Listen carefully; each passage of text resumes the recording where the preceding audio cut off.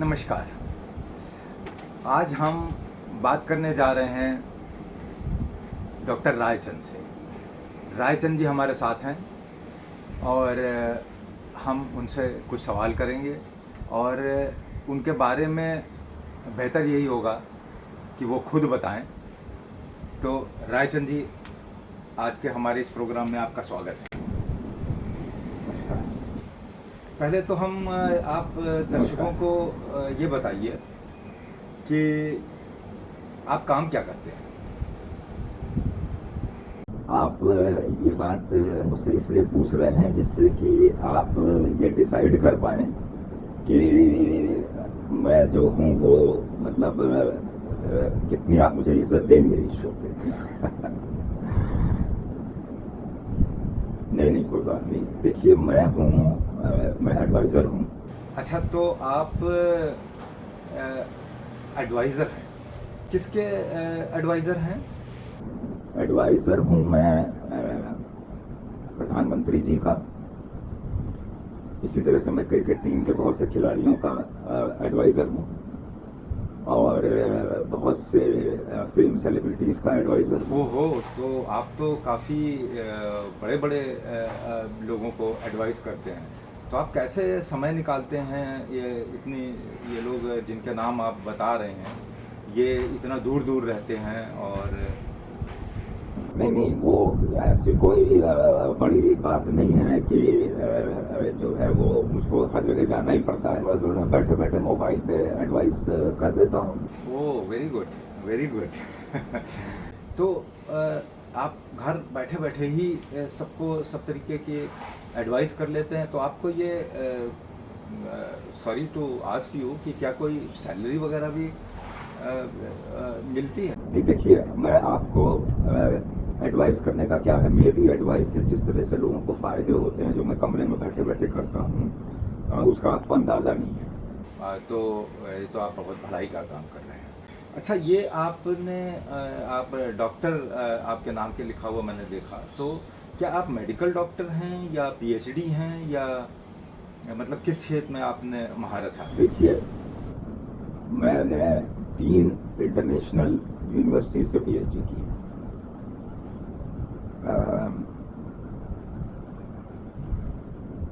WhatsApp university, Google university और YouTube university. और ये यूनिवर्सिटियाँ ऐसी हैं जो 24 घंटे खुली रहती हैं, हर समय इसमें क्लासेस होती रहती हैं। तो मैं एक तरीके से ट्रिपल पीएचडी हूँ।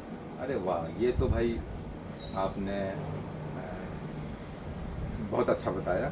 खैर, जो भी है, तो हम लोग हमारे दर्शक और हम सब भी बहुत एक्साइटेड और उत्साहित होंगे जानने के लिए कि जैसे बहुत बड़े बड़े लोग हैं आपने बताया। तो आप कोई 2-4 ऐसी चीज़ें बताइए जिससे कि वाकई उनका कोई भला हुआ हो या कुछ हुआ हो ऐसा।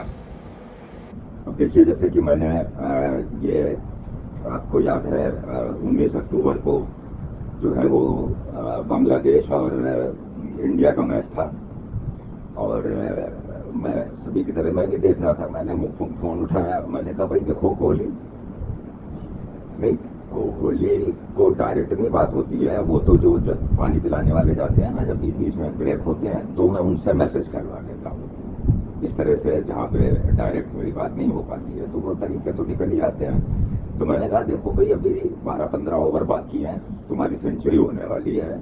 दूसरे छोर पे जो है वो उसका दूसरे खिलाड़ी का क्या नाम था, राहुल शायद, वो भी अपना है, तो तुम्हारे पास बहुत है, तुम आराम से सेंचुरी बना लो। अब ये एडवाइस में भी कितनी काम आ गई उसको। राहुल ने भी सपोर्ट किया और वो 2-3 रन भी लोगों ने छोड़ दिए और इस तरीके से अब वो, लेकिन बाद में देखिए उसने सेंचुरी भी मार दी और 10 ओवर बाकी थे, भाई हम जीत गए। 2-3 बॉल खाली उनको फालतू छोड़नी पड़ी। अब पूरा देश अब उनको क्रिटिसाइज कर रहा है कोहली को कि आप देश के लिए खेलना चाहिए और अपनी सेंचुरी के लिए खेले। अरे यार, बेचारे की एक इंटरनेशनल वर्ल्ड कप में सेंचुरी हो गई और कहीं उससे कोई नुकसान तो हो नहीं गया, तो ये फायदा हुआ। अब आप देखिए, जब मैंने ये देखा कि इस तरीके से लोग उसके पीछे पड़ गए हैं, तो फिर जब अगला मैच हुआ उन लोग का, तो आपको याद होगा कि वो जो था वो किसके साथ था उनका, इंडिया वर्सेस हाँ, तो वो जो दूसरा मैच था वो इंडिया वर्सेस न्यूजीलैंड था। अब उसमें भी कोहली की वही सिचुएशन आ गई कि साहब सेंचुरी मारनी है, टाइम भी है, सब कुछ है। तो मैंने कहा भाई देखो तुम ये यहाँ पे लोग ऐसे ही पीछे पड़ जाते हैं तुम्हारे, तुम 94 95 पे पहुंच करके और छक्का वक्का मारने की कोशिश करो, आउट हो जाओ तो हो जाओ, छोड़ो सेंचुरी वेंचुरी। और देखिए उसने मेरी बात मान ली और वो फिर आउट भी हो गया। तो ये जो हमारे यहाँ को हमको हिसाब से एडवाइस करनी पड़ती है सबको, कैसे खेलो क्या करो। वो तो कहिए मोबाइल नहीं था उस जमाने में, लेकिन वो मैं तब भी मैं सचिन वगैरह को एडवाइस कर देता था पहले से। वो नहीं बोल पाता था उस समय, टीवी पे देख रहा हूँ, लेकिन कमरे में बैठ के बताता रहता था ऐसे करना चाहिए। शोएब अख्तर की बॉल, अब जब वो छक्का मारा था शोएब अख्तर ने, वो मेरी एडवाइस में मारा था। मैंने कहा इस तरह से जब ऑफ स्टंप के ऊपर से बॉल जाए तो तुमको निकाल दो। तो भाई बहुत मज़ेदार किस्सा बताया आपने। और अच्छा, मोदी जी को आपने कोई एडवाइस दी इधर हाल में ही? यूँ तो आप लगातार बहुत सी चीज़ें उनसे बातचीत करते होंगे और बताते भी होंगे। नहीं, मोदी जी को तो मैंने अभी जो बहुत सी एडवाइस दी है, लेकिन अभी जब ये इसराइल बात शुरू हुई तो फिर मैंने, और जैसे ही आप खड़े होंगे इसराइल के साथ, पूरा देश आपके साथ खड़ा होगा, और देखिए वही हुआ। तो इस तरह से मेरी जो जितनी भी सुझाव होते हैं, तो अब ये मतलब मेरी एडवाइस पूरे देश की किस तरीके से काम आ रही है। वाह, कमाल की बात है। और चलिए, ये तो खैर हो गया कि बड़े बड़े लोगों को आप एडवाइस करते हैं अपने ड्राइंग रूम में ही बैठ करके और सिर्फ अपना मोबाइल का इस्तेमाल करके। आप कुछ जनता के बारे में के लिए भी कुछ बताएंगे कि किस तरह की सलाह आपने लोगों को दी जिनसे उनको फ़ायदा हुआ हो? देखिए, सुझाव देने का तो कुछ भी नहीं है। मैं तो भाई हमेशा दिन भर में एडवाइस ही करता रहता हूँ सबको। कोई बीमार है, कोई किसी को दवा चाहिए, किसी को मतलब हर चीज़ का, गैस्ट्रिक की प्रॉब्लम है तो मैं बता देता हूँ क्या दवाइयाँ खाओ। चक्कर आ रहा है तो मैं बता देता हूँ, अस्पताल जाना है तो मैं बता देता हूँ किस अस्पताल में जाओ और कैसे इलाज कराना होगा। और अरे मैं तो यहाँ तक सब बता देता हूँ, कैसे ओला, ऊबर, ये सब टैक्सी कैसे लेनी है, क्या ट्रिक्स अपनाओ कि तुमको पैसा कम लगेगा। तो मेरा कोई मतभेद नहीं है। मैं मोदी जी को और अपनी जनता को बिल्कुल एक जैसा समझता हूँ।